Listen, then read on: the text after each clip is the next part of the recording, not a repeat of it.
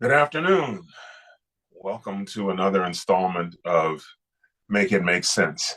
So it is Sunday, July 21st, and President Biden has just said that he is not going to run for reelection. He is withdrawing and endorsing Vice President Harris. Um, a couple of thoughts very quickly. First, no matter who is running against Donald Trump, I just want to let you know, for those of you who are not aware, or remind you for those who were, that over 140 presidential historians, people who studied the presidency and do a lot of their work and their writing, their scholarly work on the presidency, all determined, or I guess the majority of them determined, that the worst president in United States history is Donald Trump. That's pretty hard to be the worst when there was a guy who was only in office 30 days after giving a 2-hour inauguration address in the rain and dying of pneumonia. Um, you know, to be worse than Andrew Johnson, who followed Abraham Lincoln, etc. I mean, everybody has not been stellar, and he's worse than all of them. So no matter who's running against him, the thought is you don't want him back in the White House again.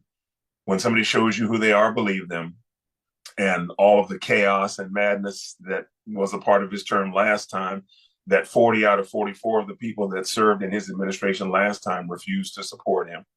That there were people who were being fired and replaced, or resigning and being replaced frequently in his administration. I think there have only been, if my recollection is correct, 2 people that have stepped down in Joe Biden's orbit, President Biden's administration. The first being the gentleman who was his chief of staff, who's now working on his campaign, and then his White House press secretary.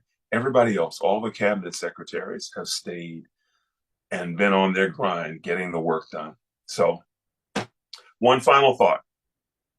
I know there are people who are daydreaming about, well, who can we get to replace the president? President Biden has endorsed his vice president, Kamala Harris.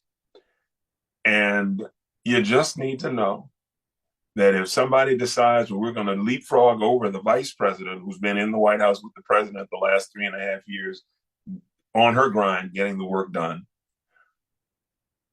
Black women and other voters will not tolerate your disrespecting Vice President Harris. You do that at your own peril. And as an expression in our community goes, you're going to mess around and find out. So I hope they do the right thing and just refocus on talking about Project 2025 and beating the worst president in U.S. history to keep him from getting back to the White House. Stop falling for the okie doke. Make it make sense. Over and out.